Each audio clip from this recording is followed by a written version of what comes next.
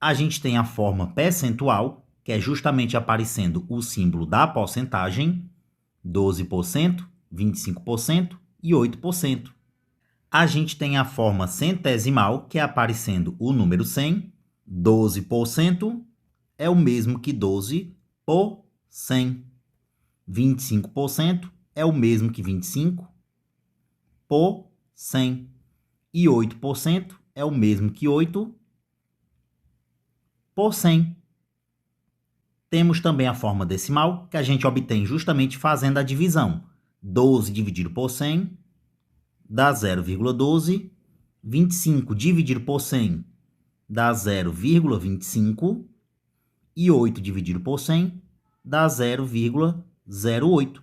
Lembrando que para dividir rápido por 100, basta pegar o número e voltar 2 casas para a esquerda. Por isso que aqui ficou 0,08. Aqui ficou 0,25 e aqui 0,12. Seguindo adiante, é interessante que a gente saiba calcular a porcentagem de um número. Como eu faço para calcular 12% de 1.200? 12% é o mesmo que 12 por 100. Na matemática, o de a gente pode trocar pelo sinal de vezes, então fica vezes 1.200. Note que eu posso cortar esses dois zeros com esses dois zeros. Restou simplesmente o número 1 na parte de baixo, não há necessidade de escrevê-lo. Então, para dar minha resposta, eu multiplico 12 vezes 12, que dá 144. Significa dizer que 12% de 1.200 dá 144. Porém, nem sempre a gente vai conseguir cortar esses zeros. Então é interessante que a gente conheça outro formato. Então eu começo dando uma dica rápida. Qualquer porcentagem que você quiser calcular, se você quiser fazer de uma maneira prática, basta multiplicar o número pela porcentagem. 2 vezes 122 dá 244. E ao final, voltar 2 casas para a esquerda e adicionar uma vírgula. Significa dizer que 2% de 122 dá 2,44. Será que eu conseguiria fazer a mesma coisa com o exemplo de cima? Sim. Basta multiplicar esses números. 12 vezes 1.200 dá 14.400. Voltando 2 casas para a esquerda e adicionando a vírgula, dá 144,00. Porém, esses zeros aqui à direita, eu posso descartar, ficando simplesmente o 144. Então, posso fazer dessa forma com qualquer exemplo de porcentagem. Outra coisa que é importante a gente conhecer são as porcentagens especiais. Calcular 10% de um número que é terminado em zero é só cortar o último zero. Significa dizer que 10% de 120 é 12. Escrevi bem aqui. Se eu quiser calcular o 20%, eu posso usar o resultado dos 10% como referência. Se 10% deu 12, 20% é o dobro de 10%.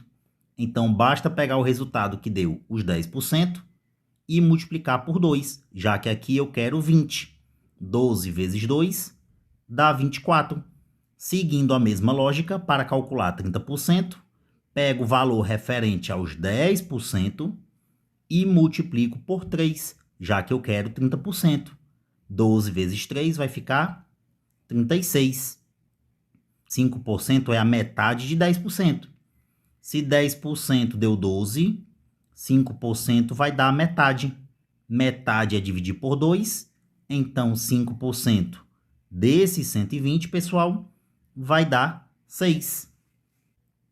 15% é a junção de 10% com 5%. 10% eu sei que deu 12 e 5% eu sei que deu 6. Portanto, 15% vai dar 18. E por último, mas não menos importante, sempre que você quiser calcular 25%, basta pegar o número e dividir por 4.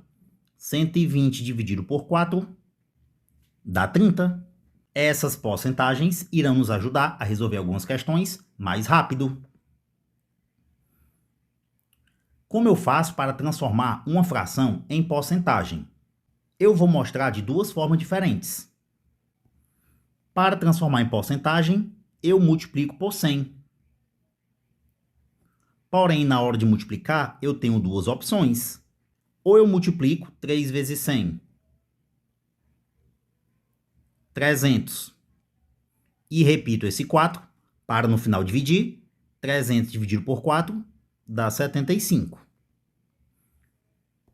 Ou então eu divido primeiro. Se eu dividir 100 por 4, dá 25.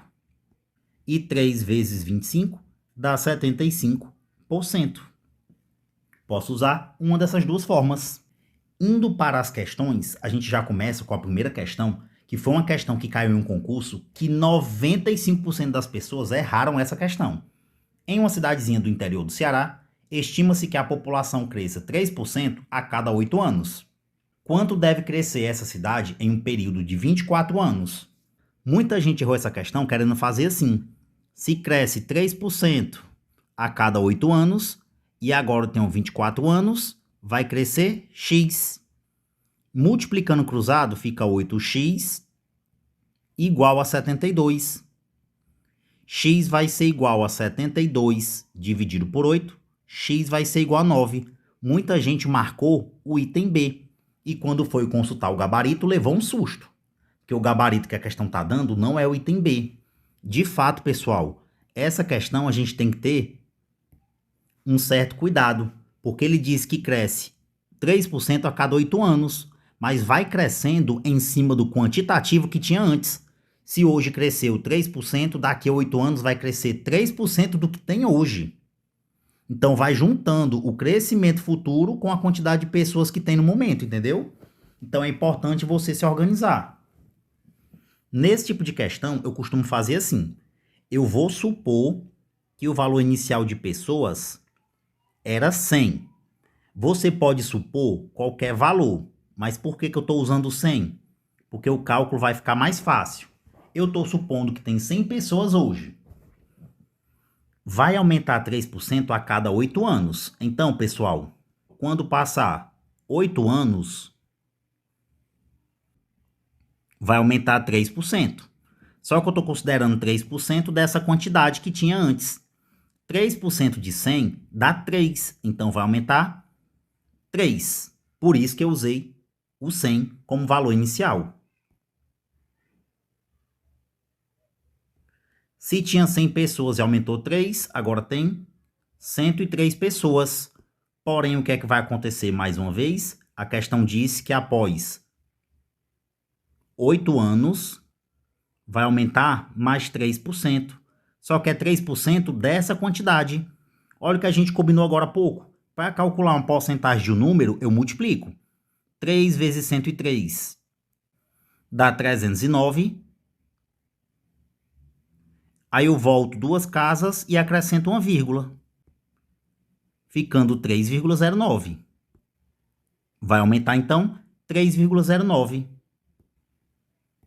Se tinha 103 e aumentou 3,09, vai ficar então 106,09. E o que é que vai acontecer mais uma vez? Após 8 anos, vai aumentar mais 3%. Só que é 3% desse valor. Calcular 3% desse valor é só multiplicar por 3 e voltar a vírgula duas casas para a esquerda. Fica então 3,1827. Se eu pegar 106,09 e somar com 3,1827, vai ficar 109,27. Aí você pensa assim, se antes era 100 e agora é 109,27, é porque aumentou 9,27%. Resposta dessa questão é o item C de citoplasma. A gente já começa com uma questão bem pesadinha. Seguindo adiante para a questão 2, em um condomínio, uma mudança ou compra só é aprovada se 3/5 dos moradores votarem favoravelmente. Se 56% dos moradores estão a favor de uma mudança, que fração ainda falta para aprová-la? Eu vou pegar essa informação 3/5 e transformar em porcentagem. Para isso, multiplico por 100. e a gente viu que pode dividir primeiro. 100 dividido por 5, 20. 20 vezes 3, 60%. E o que é que significa isso? Essa porcentagem é a quantidade que precisa ser votada favoravelmente. Só que até agora, 56% estão a favor. Pense comigo. Se o total a favor tem que ser 60% e até agora 56% estão a favor, então está faltando ser favorável 4%. Voltando ao começo da nossa aula, 4% é o mesmo que 4 por 100. E por ser uma fração, eu posso simplificar. Simplificando em cima e embaixo por 4, vai ficar 1/25. 4 dividido por 4 ficou 1. 100 dividido por 4, 25. Então, a fração que está faltando ser votada, a gente encontra no item C.